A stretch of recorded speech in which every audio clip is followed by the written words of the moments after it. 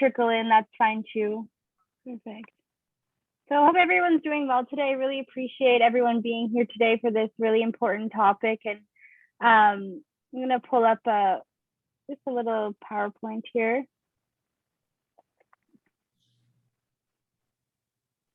One second.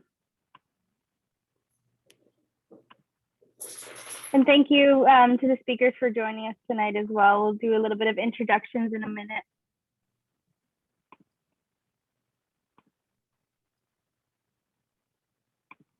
Can everyone see that okay?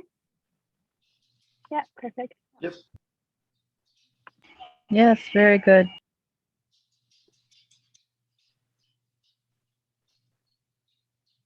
Okay, yeah, so the topic tonight, as you might know from signing up, is we're going to be talking about community land trust and affordable housing advocacy. So there's a lot of interconnections between, community land trust as a strategy and tool in the fight for affordable housing in our city, which is really important. As we know, everything is becoming, way too overpriced for people to be able to afford to live in the city. And it kind of begs the questions of who is the city built for and why. So we just wanted to get a little panel together today and get some people who have been fighting for affordable housing in our city. So we'll hear about, Parkdale Neighborhood Land Trust, Kensington Market Community Land Trust, and Build a Better Bloor Dufferin. And we're really excited that all of you are able to make it out today. And we do encourage, questions and this is a real chance for us to talk as a community. So feel free to ask questions throughout. We'll probably do more of a Q&A at the end. So I just wanted to give a little bit of an agenda so you kind of know what to expect for this evening. So we'll do a welcome, a land acknowledgement. We'll do some introductions of the hosts and facilitators. We'll hear a bit about Parkdale Neighborhood Land Trust, Kensington Community Land Trust, Kensington Market Community Land Trust, Build a Better Bloor Dufferin, and then we'll do a bit of a Q&A like I mentioned.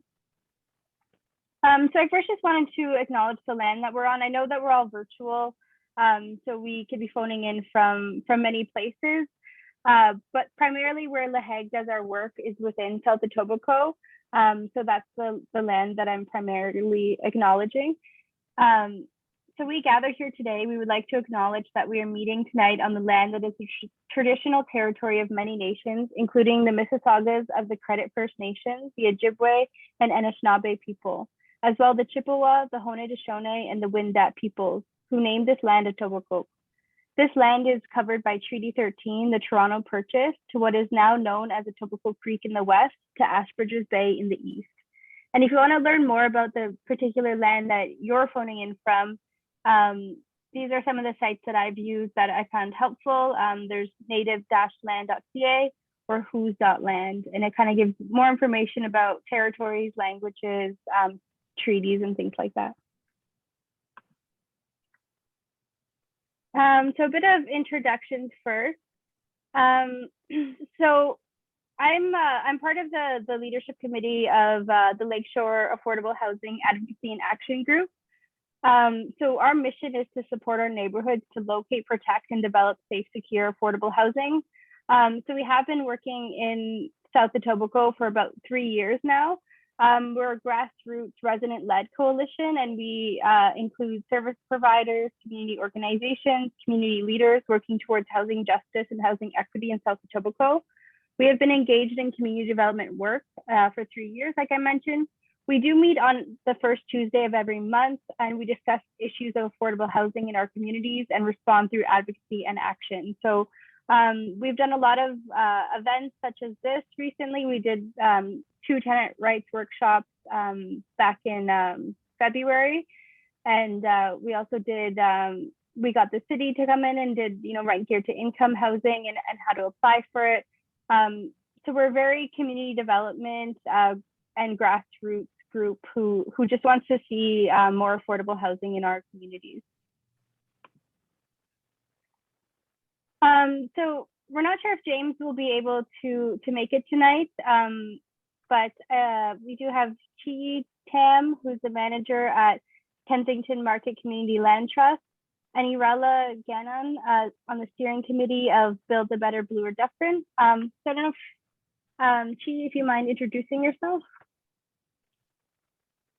Yeah, I'm happy to. How, as in like briefly, and then hand it to Irela, or like Yeah, briefly, and then we can go into more discussion. Happy to. My name is Chi Tam. So I work at the KMCLT, but I've had the joy and luck of working with multiple neighborhood-based, democratically organized community land trusts in Toronto and also across Canada at this point. The movement is really growing, and I've been in touch with folks that live in Etobicoke or are involved in adjacent to the organization for some time. So I'm very excited to be here. Thank you for having me. Awesome, thank you. My name's Irela Gannon, and we have two of us from Building a Better Bloor Dufferin here today. So Sean Fitzpatrick will speak shortly after me, if that's okay. But sure. I'm representing also Friends of Dufferin Grove Park, which is a really big local community group. And Building a Better Bloor Dufferin, we generally advocate for low-income housing, green spaces, and community benefits when developers are considering coming into our neighborhoods. And our neighborhood seems to be one of the most. The one thing I wanted to, no, here, I'll just leave it at that and let Sean Fitzpatrick speak next, please. Thank you. Hi, good evening. This is Sean. I'm also with Build a Better Bloor Dufferin, an incorporated nonprofit neighborhood group that we set up around, 2015, 2016, something like that. Through a negotiation with a developer in our neighborhood, we were successful in getting a large sum of money from that developer, which we, along with others, helped set up a land trust. It's not a community land trust, but a land trust called Community Affordable Housing Solutions. And Irela and I can speak about that tonight. Awesome, thank you so much.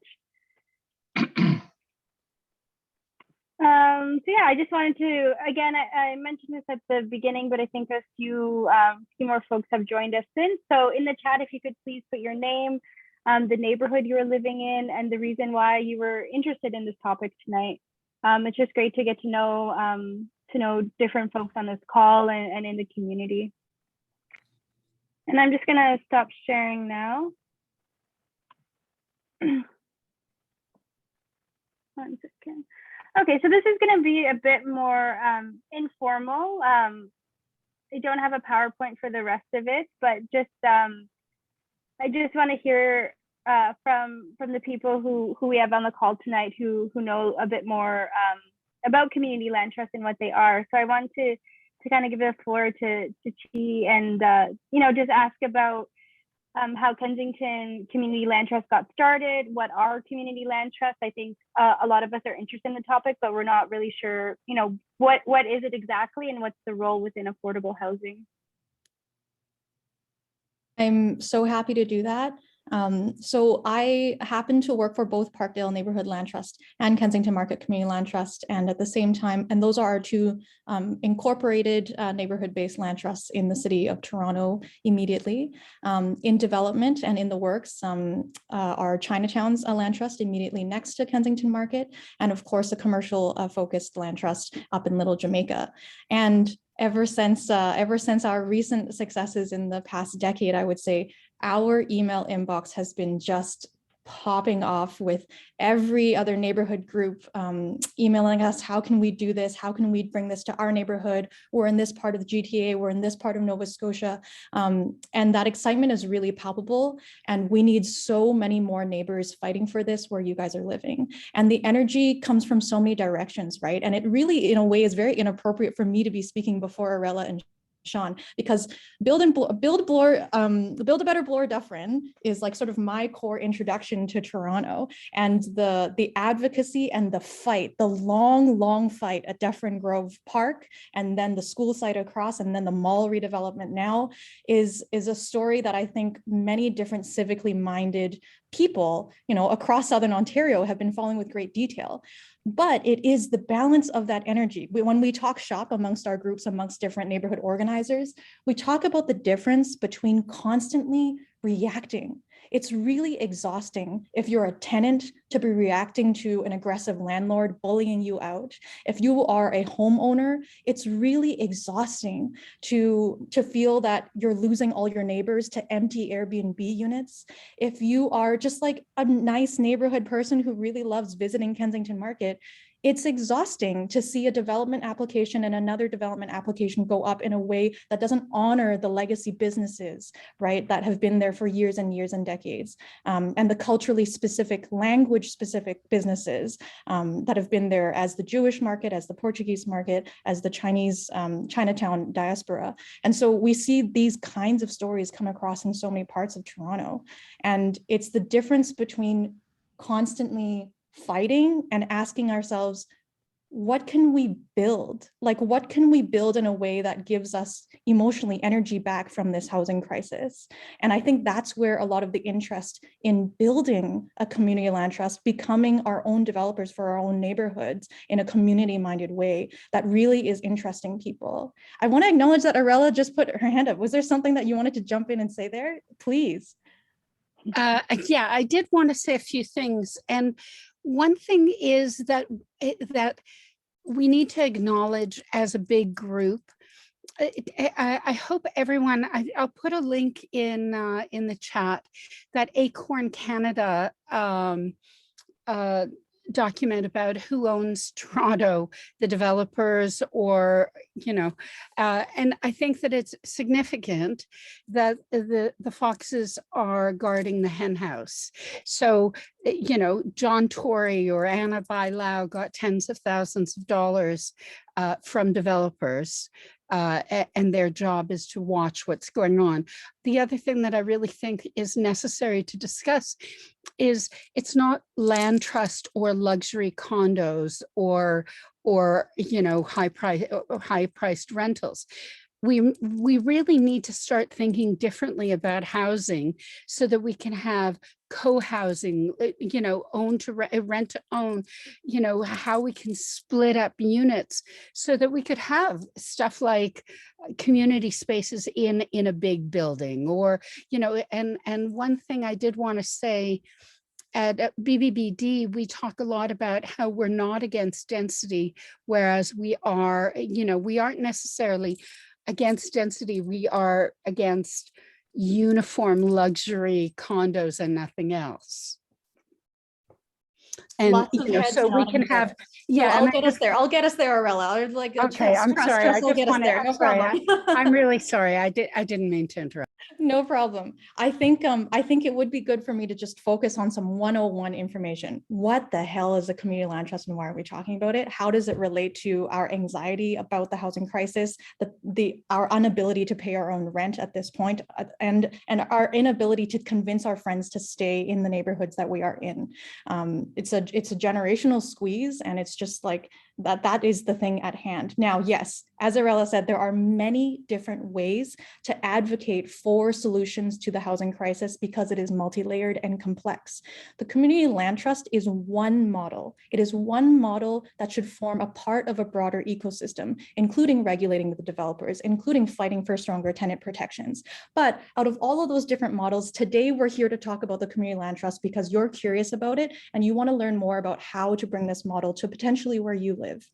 So any community land trust talk, I've given a 101 workshop many times, and I'm happy to follow up with you after this if your group wants me to bring that workshop to you. We have to start by acknowledging that the people who invented the community land trust model in the terms that it is a democratically managed entity that governs property together for community benefit, that model was invented by Black civil rights organizers in the 1960s. This is a key and foundational bit of context because they did it as a land reclamation project for people who have toiled on the southern parts of this continent without pay and without recognition for many, many years.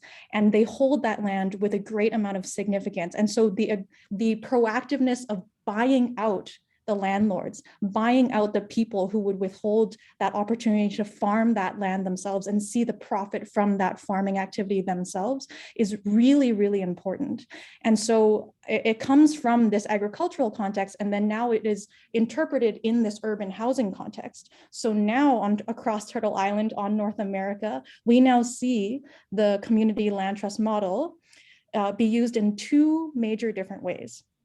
One, in the States, is that they separate the land, i.e. the actual property title, from the building on top. And they use it as a way to keep the building on top cheaper and more affordable because the value of the building on top is now severed from the land underneath. And so it's more accessible and easier for folks who have not traditionally had access to typical mortgage loans or financing tools to be able to buy a home for cheaper because they're not interested in buying the land value underneath the home, they buy the home on top. This is the most common application of a community land trust in North America. The second, which we see much more of now in Canada, is the rental model. You and I independently may not have the money to be able to buy our own home or buy out our landlord, but together as a community, we could convince someone to give us a giant $6 million mortgage and buy 25 units at once.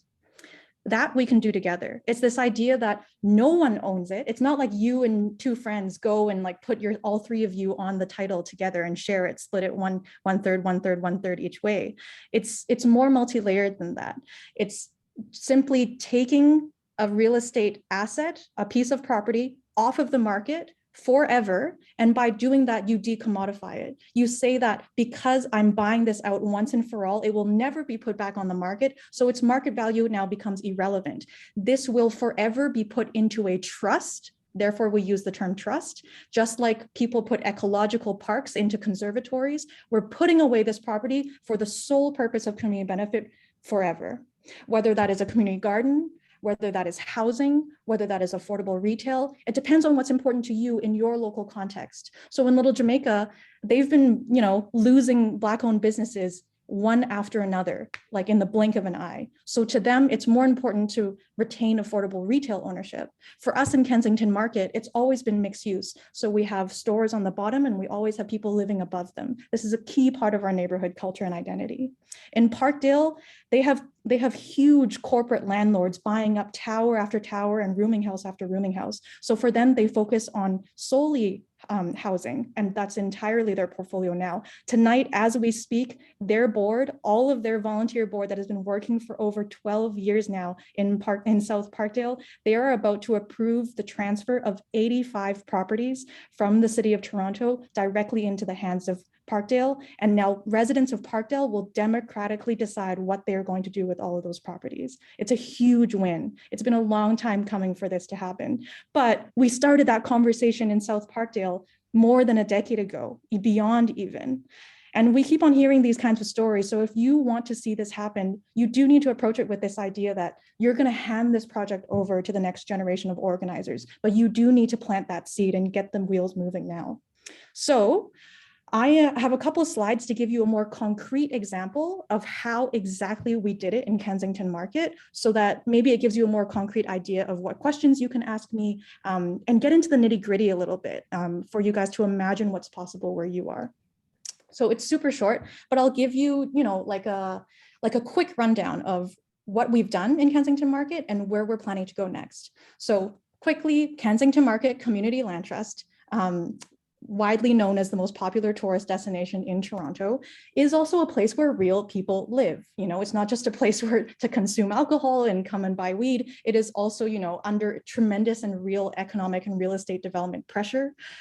We saw a Walmart try and come into the Kensington market, which would have completely destroyed the cultural identity of the market that we successfully fought off. And so core to the idea of what Kensington market has been for decades and decades is that it is a diverse place, it is an affordable place, and therefore by threatening those two core tenets, by redeveloping it willy-nilly in the fast real estate market that's happening now, we take it as a direct threat to the actual soul of our neighborhood. Now, how does that look specifically? There are three big themes. You know, there are many different ways that this is impacting us in terms of affordable housing, but really the top three that are really annoying to us and why we organize Land Trust is one, rent evictions. This means that people are getting evicted from already affordable units because they've been living there for 30, 40 years, their rents have been protected, under the pretense that the landlord needs to renovate the space. And so then they kick the tenant out and the renovations probably were totally unnecessary, or the person probably could have stayed and lived there throughout them. And then now they're able to jack the rents up way beyond the provincial guidelines because they just signed a completely new lease. The second is ghost hotels. Ghost hotels are what we like to call permanent Airbnbs run by invisible hotel operators. These are long-term homes that used to give us real relationships and neighborly like vibes that are being stolen from us and leaves many of us surrounded from the top floor to the basement underneath to the left and right of us, all being empty and just, you know, with people coming and going and lock pads and digital entry systems popping left and right into our neighborhood. The third one is just speculative real estate in general. So it fuels the top two ones, but on itself, it also just generally is driving the shops out of our market. It's forcing really successful grocery businesses and food sellers, cheesemongers, fishmongers, who provided really reasonable low-cost goods. They were cash positive businesses and they had a simple business. But just because someone can make more money selling coffee and boutique weed out of that same space, they're getting kicked out of the space regardless of the fact that they are actually a successful small business. And now they want to attract people who don't live in the market into the market to consume more of these things. So how do we combat these three things when feeling so helpless as just a group of random neighbors who live in the neighborhood? The idea of why we incorporated in 2017 is this idea that we, the community, will buy properties in the market together and own them into perpetuity. We will remove buildings from the speculative market and put them to use for community benefit forever. That is what our community land trust is about. Our core tenets are, number one, we're concerned about affordability. So we will aim to buy properties, repair them, and then maintain the already existing affordable units, right? People like to talk about we need to build more affordable units all the time. But the reality is you can build as much as you want, but it's a leaky bucket. If all the rooming houses get converted, and if we keep on losing long-term tenants who are already paying $507 a month in rent just because they've been living there for 40 years, we can't keep on losing these kinds of lease agreements. The second is authenticity. So we really care about keeping it really weird and eclectic. We don't want us to have a whole bunch of Shoppers Drug Marts into our space. We don't want it all to look the same as any other neighborhood. Kensington Market is unique and weird, and we're going to keep it weird. And that's important to us. So if we have direct control over our own buildings, we will choose our own, neighbors and tenants and make it like really diverse and just make sure that people reflect the vibe of the market. And that ties into the last one, which is diversity. The reality is that Kensington Market speaks more Chinese than the rest of Toronto. The reality is that Kensington Market speaks way more Yiddish than the rest of Toronto. It speaks more Portuguese than the rest of Toronto. And that's why we love this place. And so we are unwilling to put that at risk. And it's something that we will continue to fight for. So super brief timeline. There's a neighborhood group called Friends of Kensington Market, which is your more, it's like a mix of people who keep an eye on development applications and raise hell about them, take the city and give the city councilors a hard time. They're the people who hold politicians accountable. And they're the people who also host block parties and, host barbecues and have a great time. Friends of Kensington Market starts talking and gesting the idea that we should put together a land trust ourselves. So they strike a committee in 2015, and over 2 years, the volunteers on that committee, which are again, just business owners and neighbors who live in Kensington Market, they finally incorporate themselves into a nonprofit. 8 people say, sure, why not? Put my name down, I'll be on the board of directors. And really that just means there are 8 people who are now legally liable volunteers. So that goes on for another year. We decide to pressure the city to give us the parking lot. there is a green pea public parking lot in the middle of Kensington Market. And so we just set our sights on it and we're like, there should be housing here. Let's do it. Let's make it happen. We've never built anything in our lives. We don't know anything about real estate. We're just going to make it happen. And so that's still happening. But in the meantime, in 2021, some tenants that we were supporting, separate from the land trust, had been under pressure to be rent evicted. There was a opportunity to buy 5456 Kensington. And so in my last slides, I'll tell you the story of this building specifically. This banner, Stop Rent Evictions, was put up by the tenants who live on these in these units, these 6 units that face Kensington Avenue. What happened then is that in 2018, this building was sold out of the hands of a longtime Portuguese family who had held this building for many, many decades into the hands of 3 enterprising young real estate agents who had the vision to turn this building into a marijuana international destination for people to come to Toronto, to come to Canada and experience their first legal weed experience. You can book a room upstairs on Airbnb and go downstairs into the tasting weed room. It was actually a great business proposal. It probably would have worked, except the neighborhood was like, excuse me, fuck this. No, you're not going to kick out all our neighbors. We're actually going to put our foot down. And we know that this is an illegal rent eviction. This isn't a real thing. You haven't got this approved by the courts. We're not leaving. Except that landlords will bully you. It becomes very intimidating if they're knocking on your doors at all hours.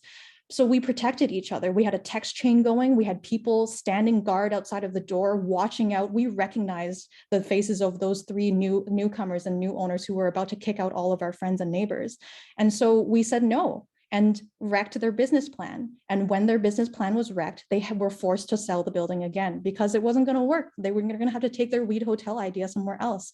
And so then the land trust had an opportunity, once we saw it go onto the market, to finance it ourselves. We talked to a bunch of banks really quickly, asked the city for a major donation really quickly. And because we had been advocating and fighting the rent evictions for 2 years already, in 2021, we successfully bought our first building, which is 5456 Kensington Avenue, and we're still celebrating that win today.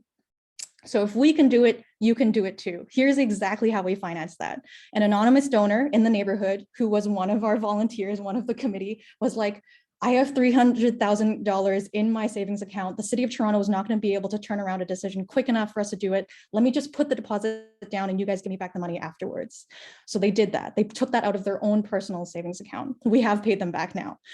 And then we got a grant to hire me to be the first staff member because previously it was just 8 volunteers. And then we got $3 million from the city of Toronto to buy the building, and the rest we just got a regular mortgage for. And so now the rents just pay off the mortgage and everybody still lives in the building. So the principles of how we operate this building are really different compared to a non-community owner, right? If you become your own landlord, you can make decisions like keeping the rents at no more than 80% of the average market rents. You can make decisions like we will never rent evict each other out of this building. You can make decisions like there will always be tenants on the board in order to vote on really important issues and where we spend the money on this building from the rents. And the last one is, well, why would we hire an outside janitorial service when we know that Greg on the 2nd floor is a janitor? Why don't we just hire Greg?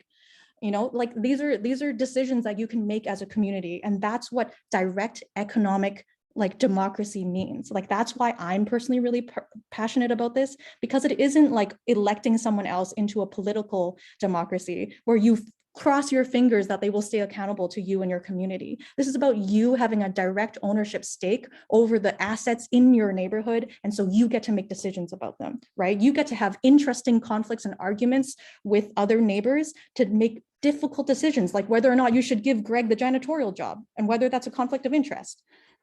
That's an interesting argument to have, right? And so how do we argue about these things? We have 2 classes of membership.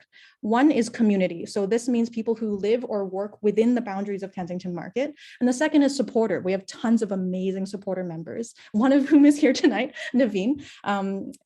These folks can't strictly vote if anything ever comes to a vote, but for the most part, we never bring things to a vote. We work by consensus, we test for consensus, and only if we are unable to reach consensus do we force into a vote.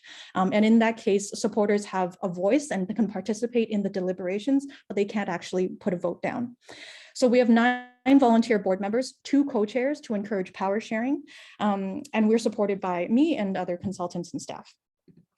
So we didn't do it alone. We are basically completely incubated by our big sister, Parkdale Neighborhood Land Trust. They gave us all of their bylaws, all of their policies, and taught us everything about what we know how to do now.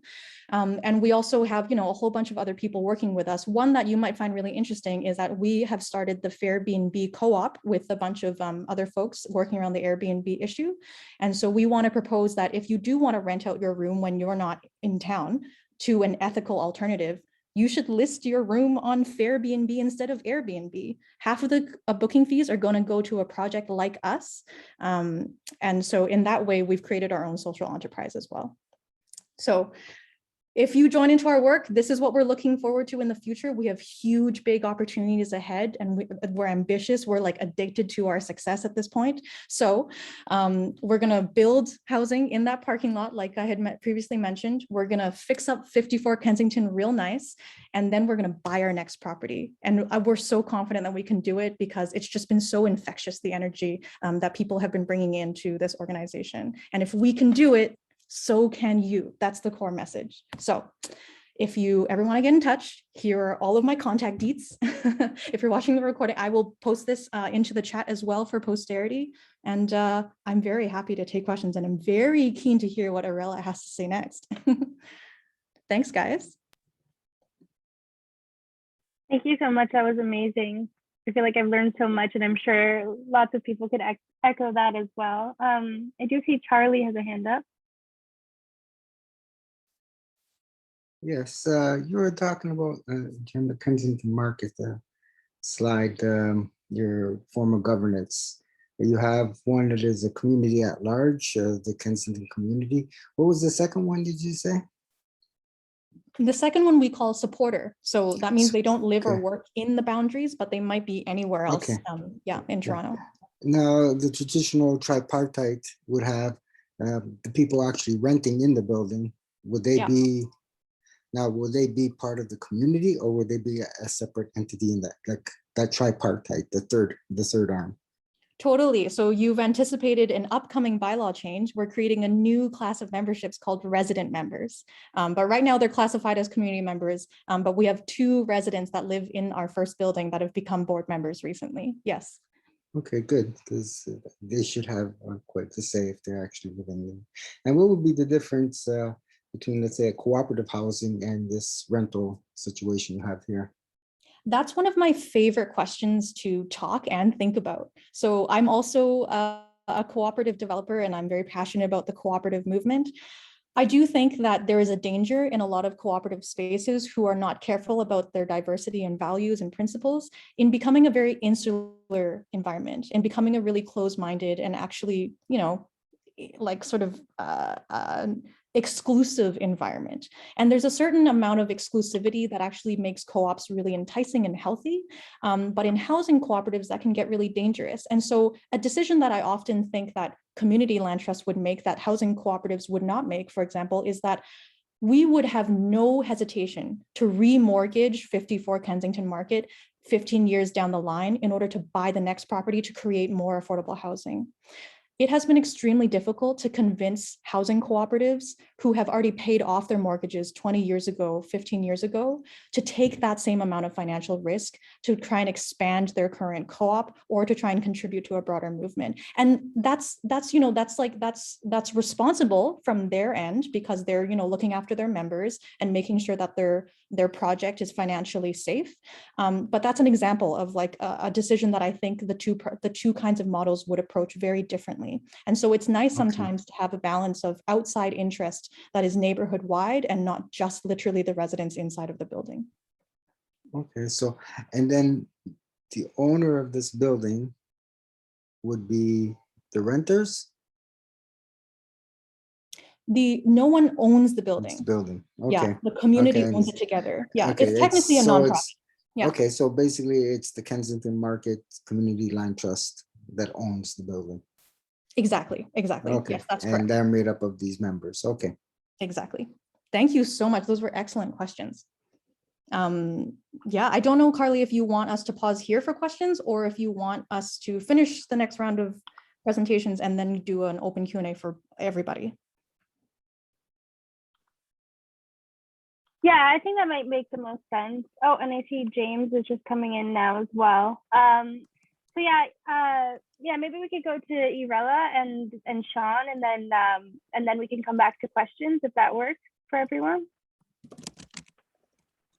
Maybe Sean should go next because I don't have a presentation, and that was fantastic. I have more questions than answers, but or I can answer more questions, but I'm not really sure how to follow something as awesome as that. Yeah, that was a great presentation, but I also think Build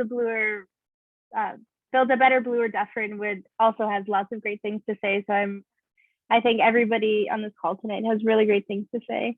Sean, did you want to explain a little bit about what BBBD is and just how you guys got started on this movement?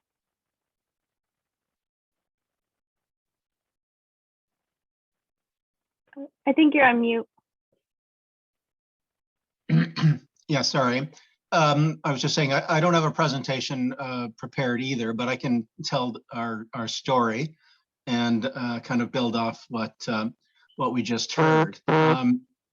So as I said earlier, we're a neighborhood group that kind of came together when there was a development happening at Bloor and Dufferin. 7 acres of Toronto District School Board land was being sold to a developer who was going to put up some condo towers. And so we came together and we incorporated as a nonprofit and got intervener status at the LPAT, which was the new name for the OMB, and now it's called the Lands Tribunal. And through some leverage we had through that process and some assistance from our councillor, Anna Below, and we managed to negotiate some money from that developer, which in analyzing the money that was being put forward, it was Section 37 money and some basically go away money to our group, and it was to be used for affordable housing. And we looked at what we could do with that money on the site, on this expensive corner of Toronto, Bloor and Dufferin, and the number of units we could use that money for. And some smart people said, let's not use it there. Let's take that money and set up something else with it. And what came out of that, and the money that we got was $9 million in cash, if you like, and an $8 million credit facility. So a total of $17 million to be used, 15 million of it for affordable housing and 2 million for community space. And so with some help from some organizations that we were working with, St. Clair's nonprofit housing, which a number of people may know, Habitat for Humanity, which I'm sure everybody knows, and the Cooperative Housing Federation of Canada. Those 3 groups have set up a land trust, the one I referred to earlier, the Community Affordable Housing Solutions, with our assistance and to make use of this money. And so how that organization differs from what we just heard is it's not a community land trust. It is not democratically controlled by the community. It's a nonprofit that the board is made up equally of representatives from those 3 organizations, St. Clair's, Habitat, and the cooperative housing people. And basically, it's very much like a community land trust, except it doesn't have that democratic control. It works to do the same things, which is to create affordable housing and as much of it as possible. As part of the arrangement, 50% of the housing that it creates with this money to start with has to be in our neighborhood, in our ward. And so that all happened. The CAS, as we call it, Community Affordable Housing Solutions, was set up on May 5th, 2020 was when it was incorporated, Cinco de Mayo. And so we're just a couple of years into it. And what has been great in my experience, I'm on the board of it as BBBD's representative through St. Clair's. I'm one of the St. Clair's board members. And what's been great to see, it's all been the process of setting it up. But the advantage of the way this is going about is these are all people that work in this sector who are experts in housing and affordable housing. And there's a lot of flexibility between the three organizations, and the three different organizations bring a lot of resources and expertise. And so it's just now on the verge. We're just now on the verge of really getting going and getting some projects underway. And the model is the same, though. You know, at the end of the presentation we just heard, the idea of just constantly replicating, getting a building site, getting an income stream to be paying off mortgage, and moving on and getting another one and another one and another one is the model.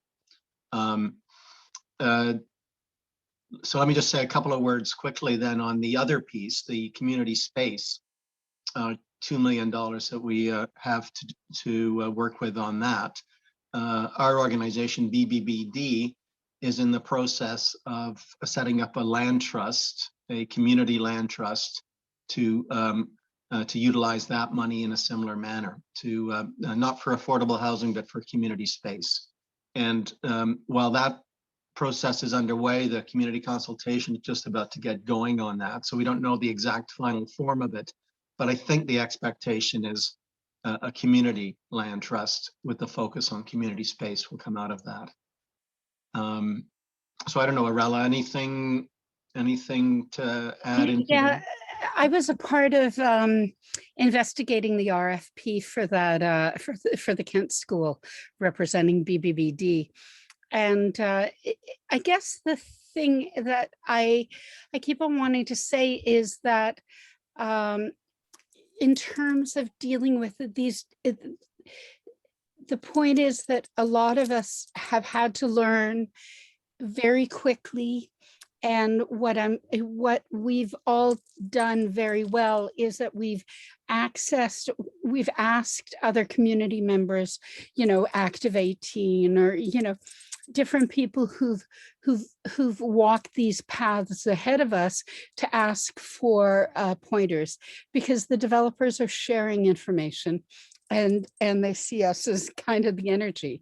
What I'd like to see, and this isn't the right time or place for it, but it would be really great if there was an office in City Hall or in the elected officials' offices that exist to put us in touch with legal advice or city planning advice, or, you know, so that we could access each other's information to find out what would make the best model, or what are the best ways to implement some of the issues that we're encountering.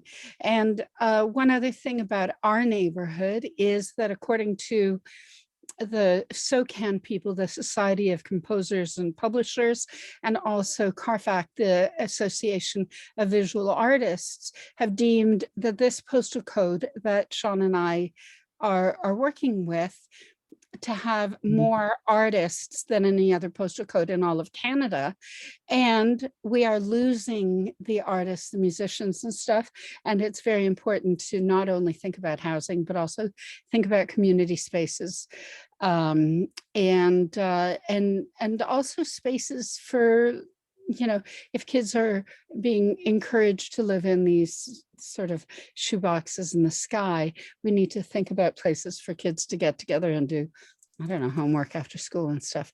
So these kinds of community spaces and art spaces are also really important. And I know this isn't the right time or place, but I did want to put it out there.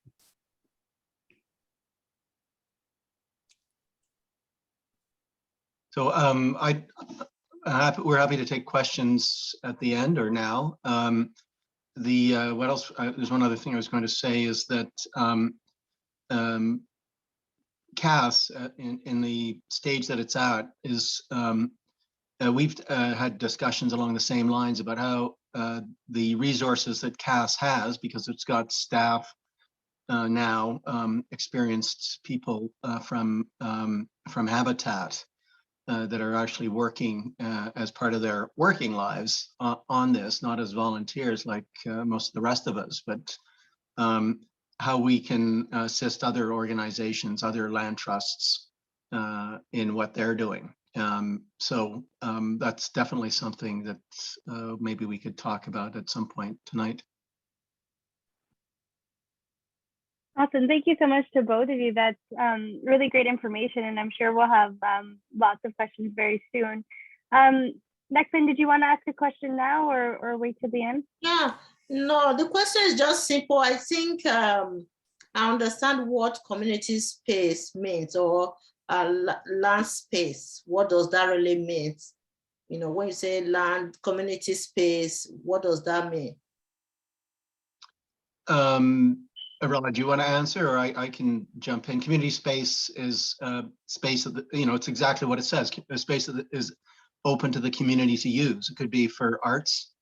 It could be for community gatherings. It could be for, like, a lot of the schools that are being taken down from that, 7.5 acres of land at Bloor and Dufferin, which is a huge hunk of land.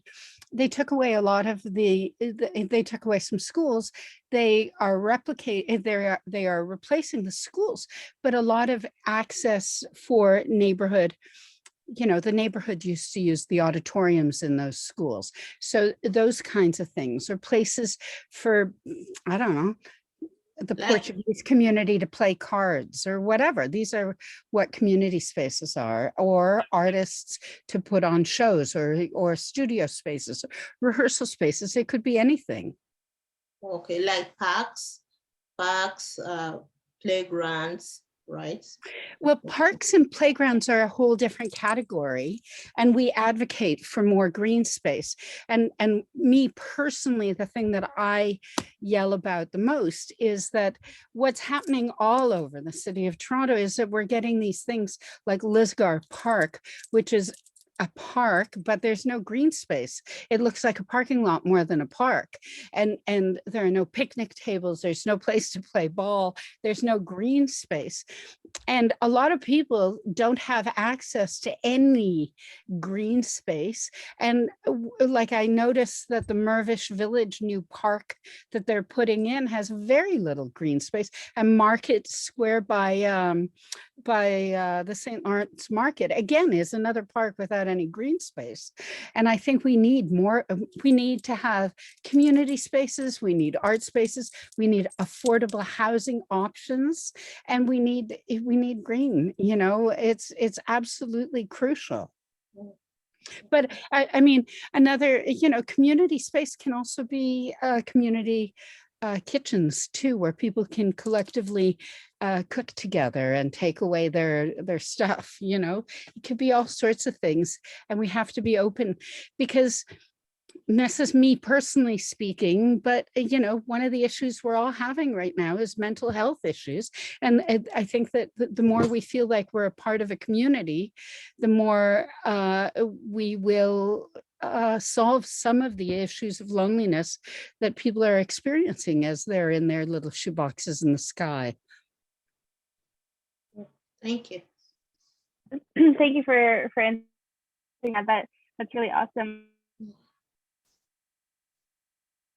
Joined us from Parkdale Land Trust. So I just want to give a few minutes to you, and congratulations with all the exciting news of this evening. So yeah, so I want to hand it over to you if you want to kind of introduce yourself and explain a little bit about what Parkdale Neighborhood Land Trust does. Thanks. Hi, everyone. I'm really glad to be joining you on what is for us a really exciting evening. This whole week we've been in the process of finalizing the transfer of 81 buildings from Toronto Community Housing Corporation to the Land Trust, which is really an amazing accomplishment. That'll be 153 units of permanently affordable housing on top of the 50 units that we already operate. So we're basically almost quadrupling in size. It's really amazing. It's a wonderful project.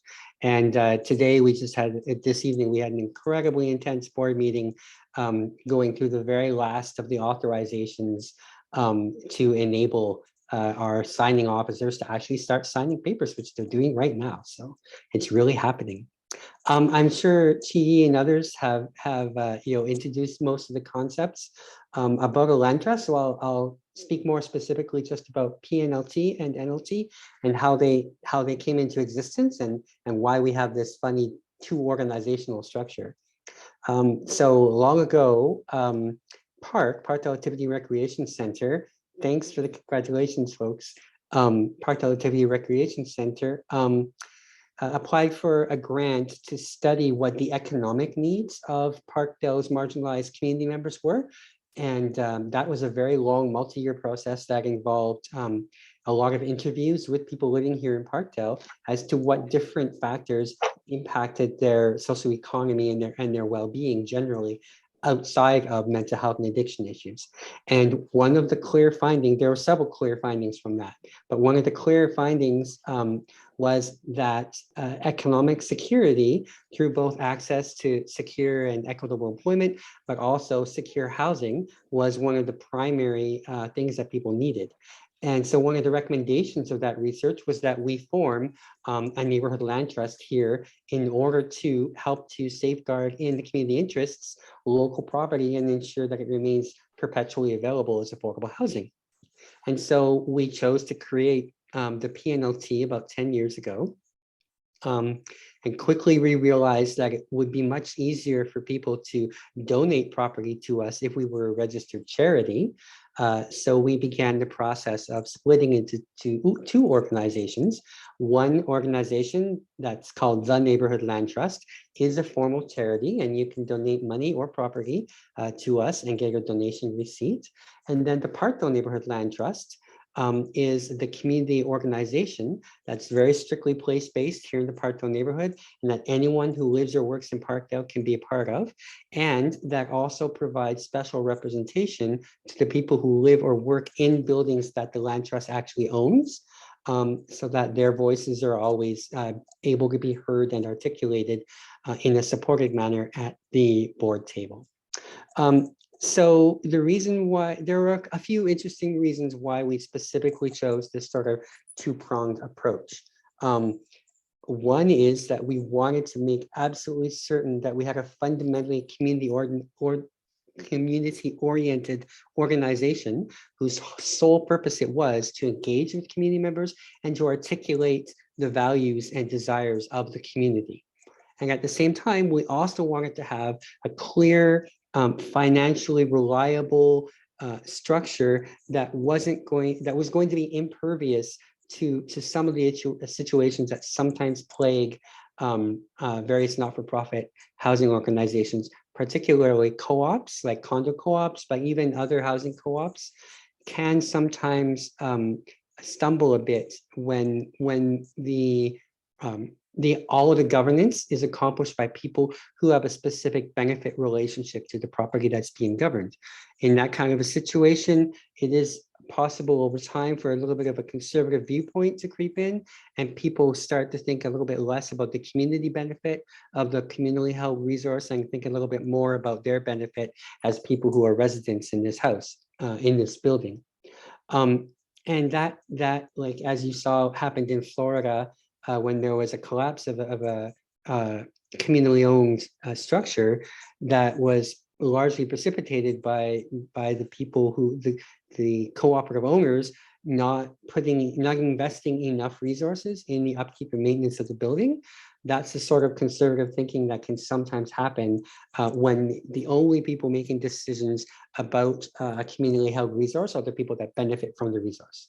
So the Parkdale Neighborhood Land Trust tries to guard against this by having specifically the broad community voice as well as the voice of people who directly benefit from the resources at the table. And the PNLT is the organization that articulates that.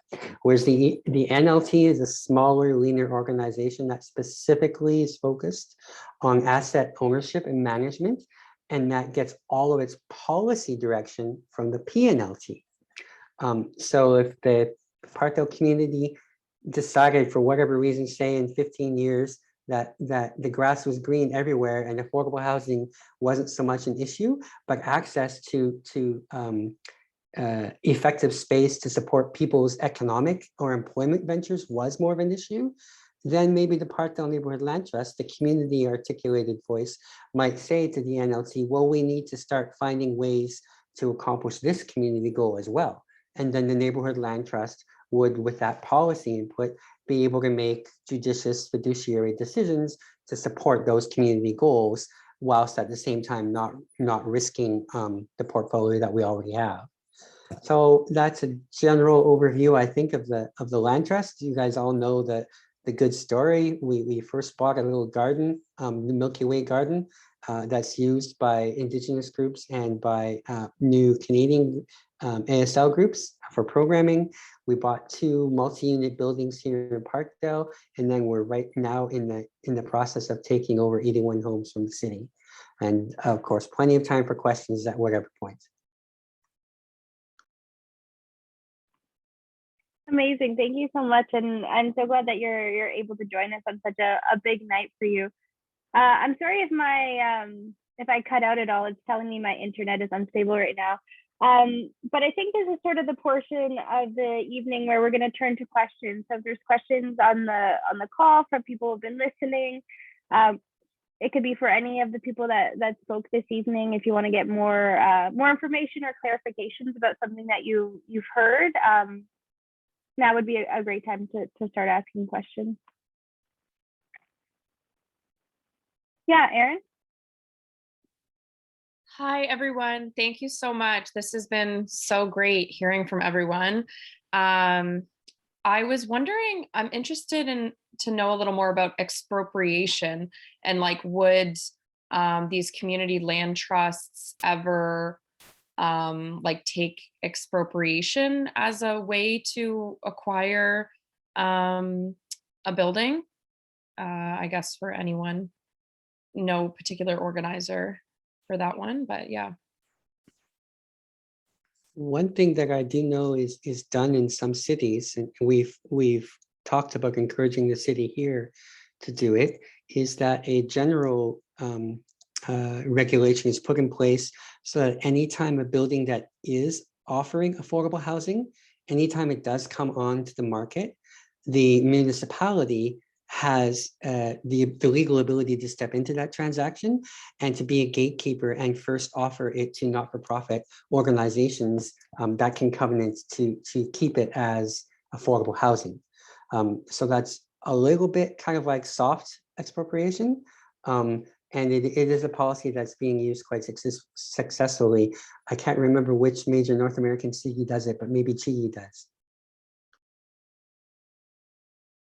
I have so much more nerdy stuff to talk about this as a mechanism for us to seize back assets that should be held by community instead of privately profiteering to a select few people.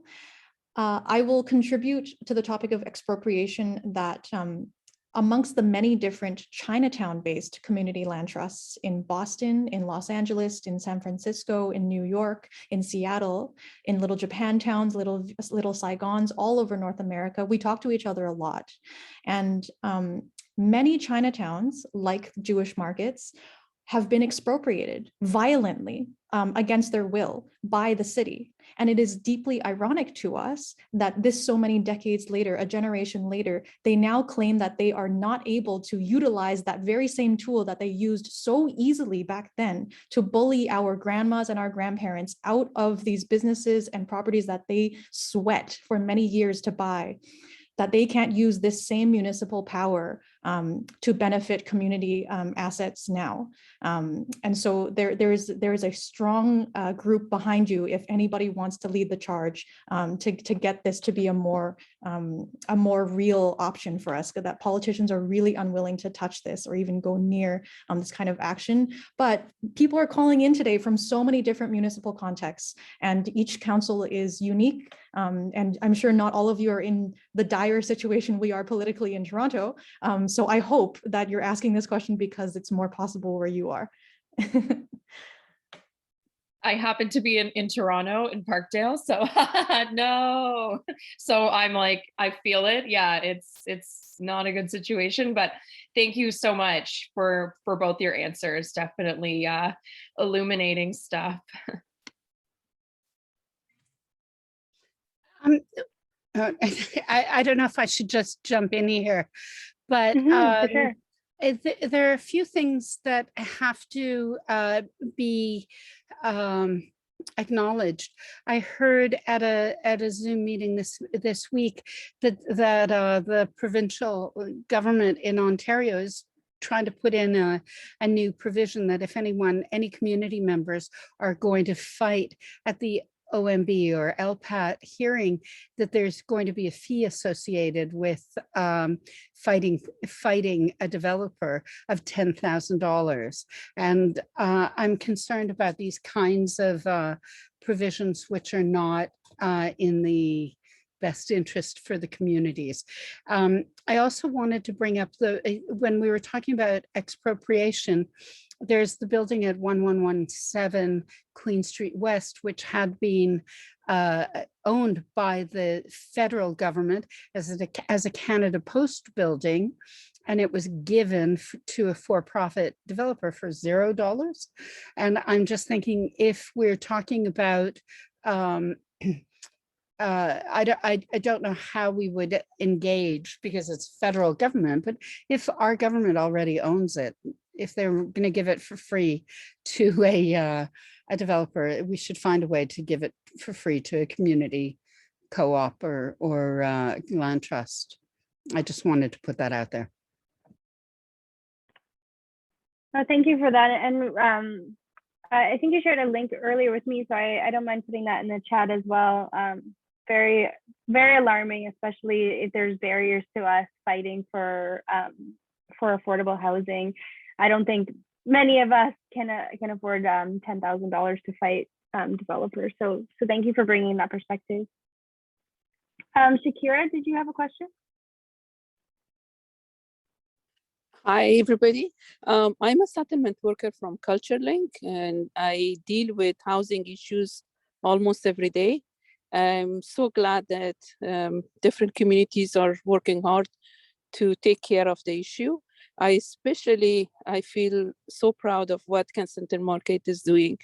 It was like, I wish this story become viral and we find a few more communities doing exactly what you're doing. Especially, like, nothing is wrong to make money, but it is 100% wrong to take advantage of people in a wrong time. You know, the income, the basic income hasn't gone up at all. And at the same time, the rent increase has not been managed at all. And it is really hard for people to afford homes. And now you know that many of us are part of it, not just the low income. It is also like the ones that were working full time, we are not able to buy homes or rent those expensive apartments for our families. And a question that I have for affordable housing or first-time buyers, especially the one that the Habitat for Humanity is helping in the GTA. For some reason, that help is gone. And now you have to have at least 40% mortgage through the banks. So I hope the Parkdale is working with Habitat. I hope there is extra help and support available to manage to get back what the Habitat for Humanity started with. Thank you.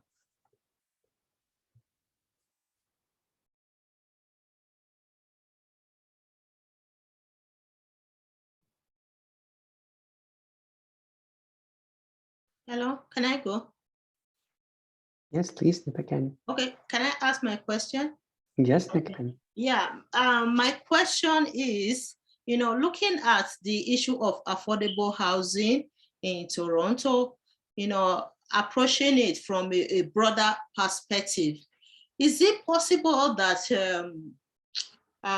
we advocate for the government to regulate this increase, the drastic increase of rent in Toronto instead? That will help to mitigate this issue of affordable housing.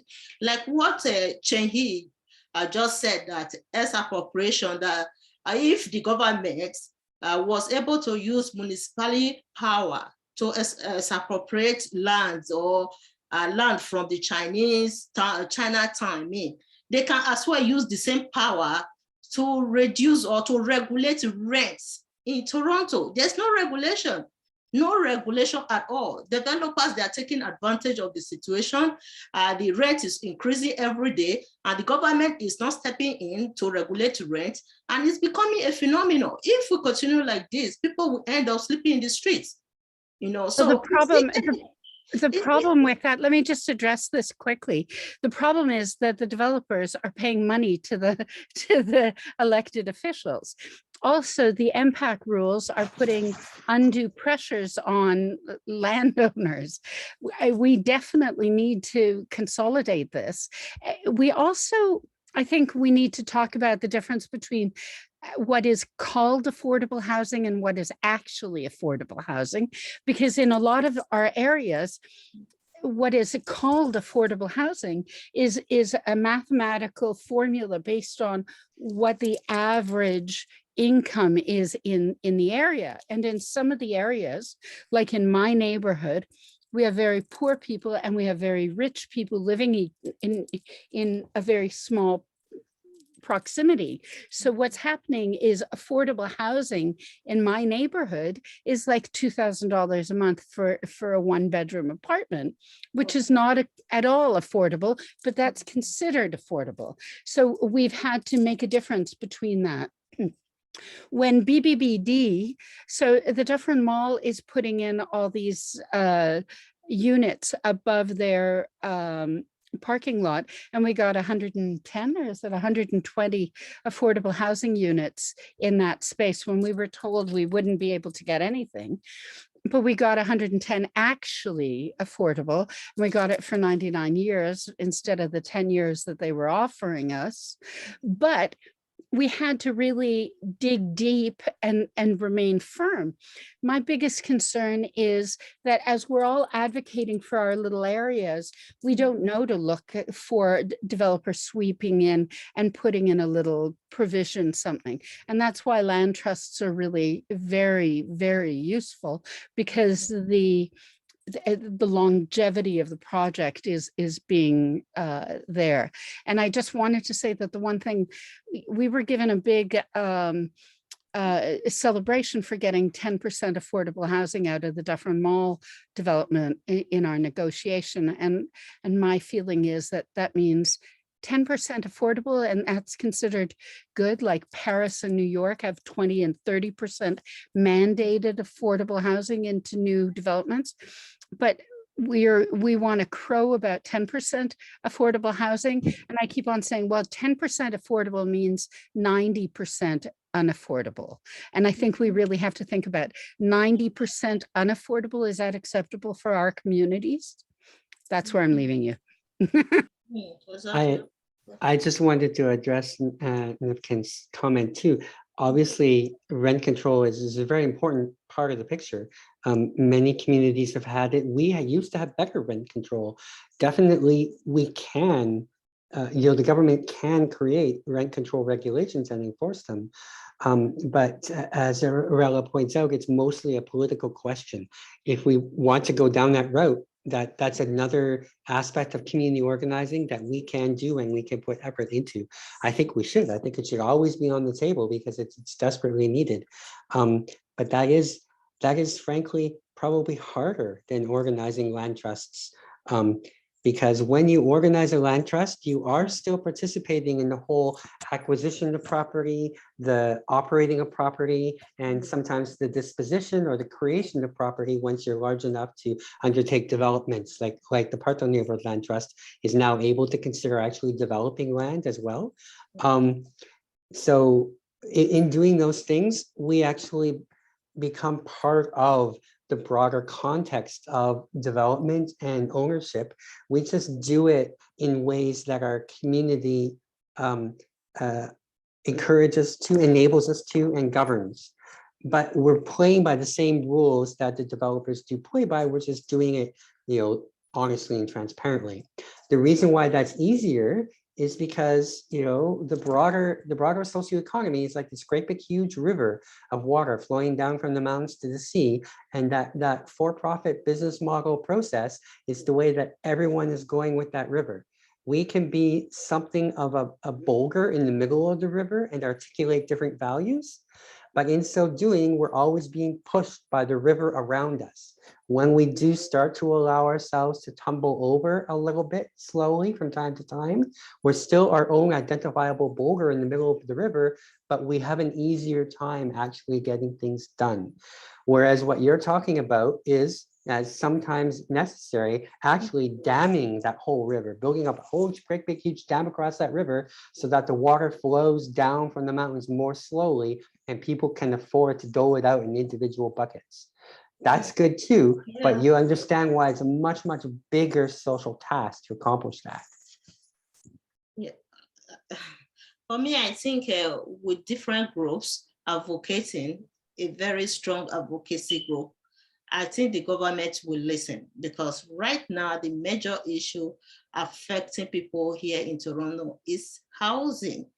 I think the government will listen, depending on how strong we are in our voices. I understand that the government make policy in most cases to favor the capitalism, because of the, the relationship between the government and the developers. However, advocacy group will play a major role in shaping the government, policy about housing. That's what I would say.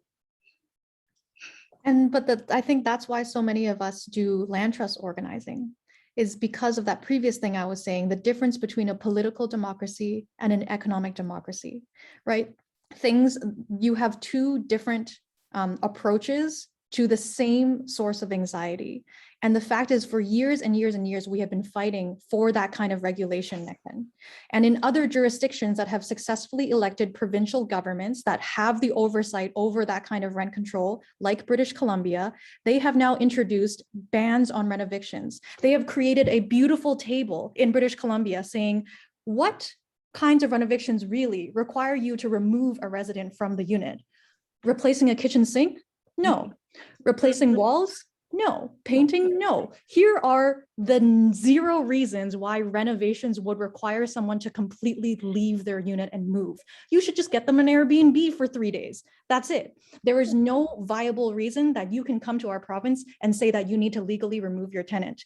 They made that happen in British Columbia, but you know what? They only made that happen after they elected a progressive government. So ultimately, we need people to go and vote. But we have been fighting this fight and it's exhausting. And so at the same time, we participate in these very wholesome projects where we actually have some degree of control in our local neighborhood to balance out that energy a little bit. Because if all of my energy is spent campaigning for the NDP, I would be destroyed by now. My spirit would no longer be whole because we have lost for so long. And I will still vote for them. I will still volunteer for them. I will still call you on the phone and ask you to donate money. But in the meantime, I need to participate in some projects that, give me something back. And that's what the Community Land Trust is to me. And Nekpen, I would so love to volunteer and organize with you in solidarity as well.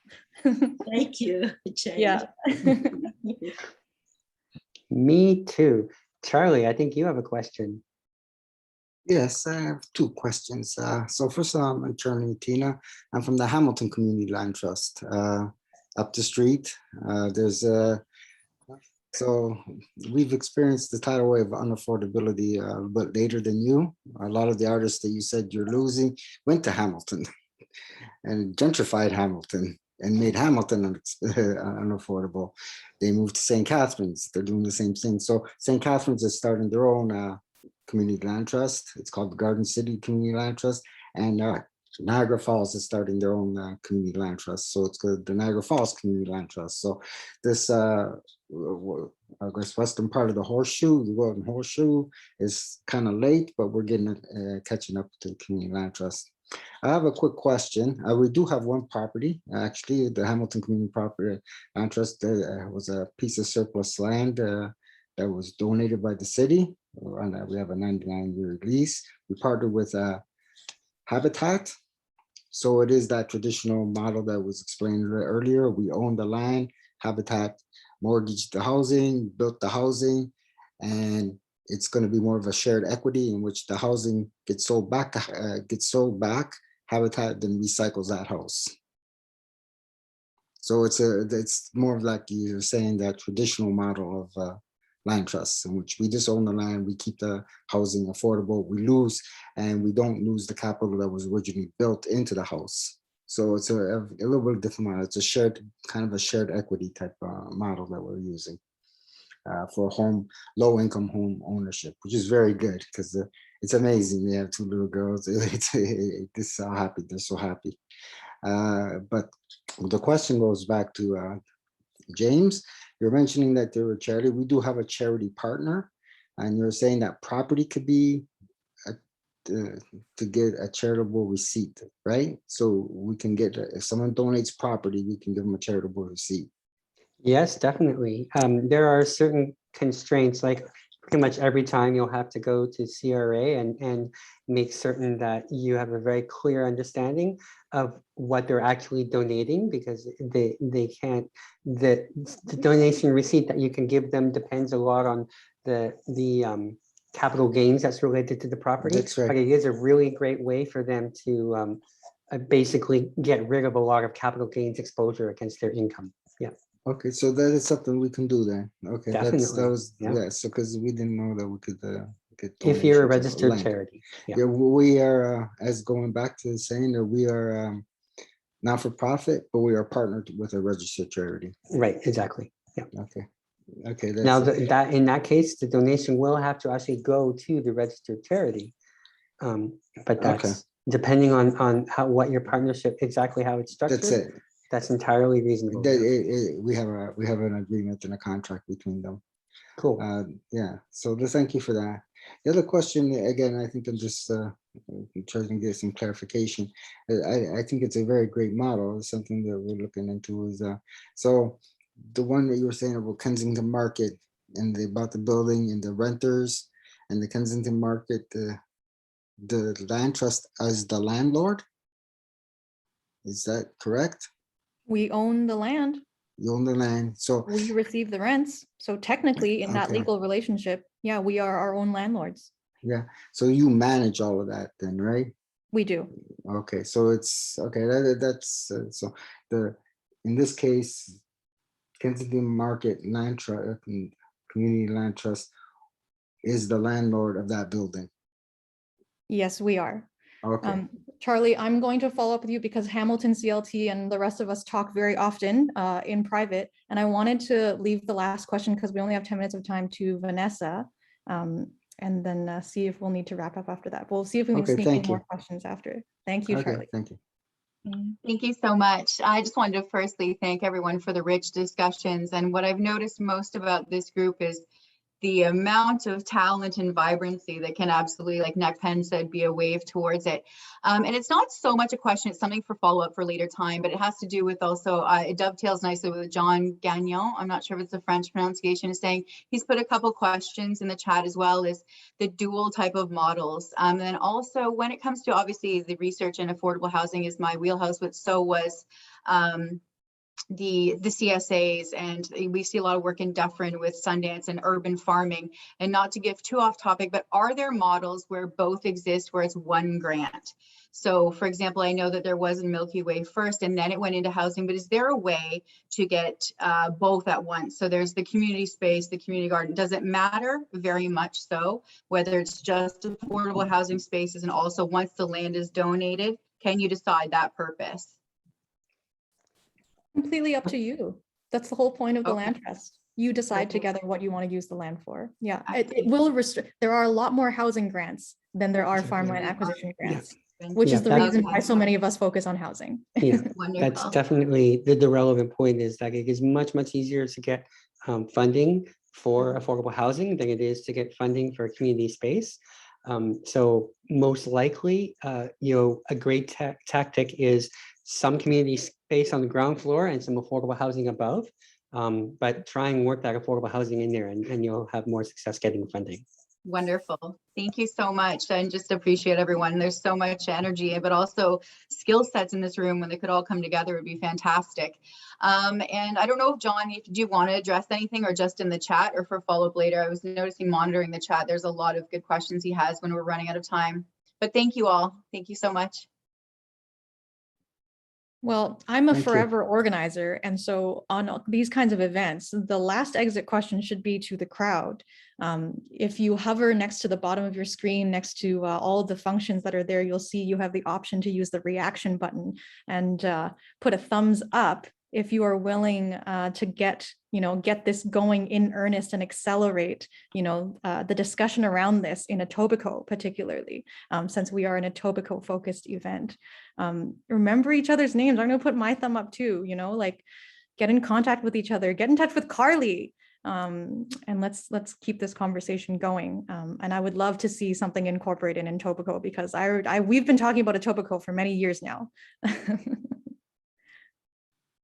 Awesome. Thank you so much. I think there's lots of great things that we can do. And I think if anyone is, interested in talking more about community land trust or talking about different strategies to get affordable housing, definitely reach out to LaHague as well. Like, we've been doing a lot of community development work. We've been trying to work with all of our community members, and we want to include everybody in the conversation, because I think it is going to take every single one of us and our energy towards moving towards affordable housing. I think especially right now is an amazing time because we have the provincial election coming up very shortly. We have the municipal election coming up this year as well.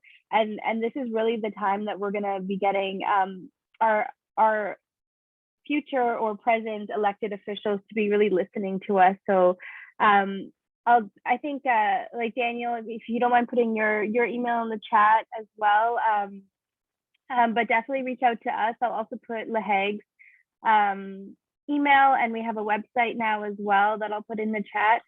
I just wanted to really say thank you to all of our speakers this evening. I feel like it's been super informative. I feel like I've personally learned a lot.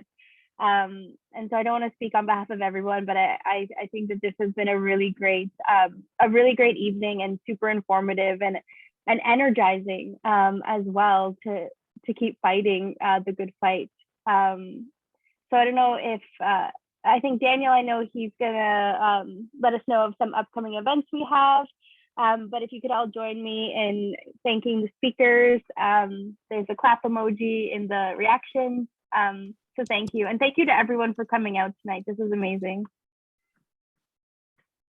My friends, what an excellent event. Thank you, as Carly said, one and all, to everyone who was able to be here, to everyone who was able to speak on this issue.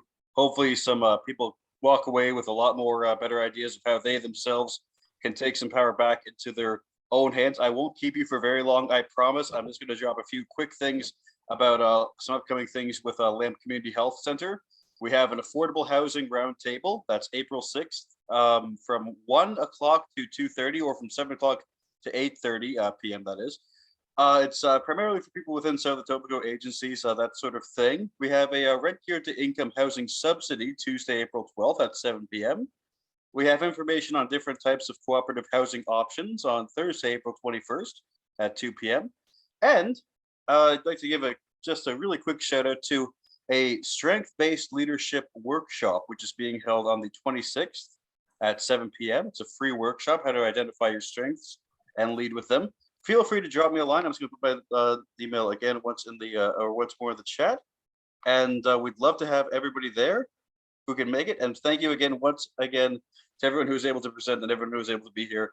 That was truly an informative evening. And thank you. Also, BBBD is hosting an event on April 7th. And Carly, perhaps I'll send you the info and you can send it to everyone. And I think it's about development. And though it isn't about land trusts specifically, we're welcoming all sort of other groups to come and join us on April 7th. I think I'm the moderator, but BBBD is the OG, learn how to give developers a hard time, fight back for your neighborhood group. So go and get schooled. That is the place. so I'll send it to you, Carly. Awesome. Yeah, I'll send it out to the group and anyone who's interested. Definitely keep in contact. Yeah, I feel like there's at least a few of us who are super interested in keeping this conversation going and perhaps creating our own committee. So thank you to everybody. I'll close up here. If anyone has a final word, feel free, but I think otherwise we'll wrap up for this evening. So thank you very much to everybody for coming. Perfect. Have a good night, everyone. Thanks again. Thank you. Good night, all. Thank you again. Yeah, thank you so much for all of your insights.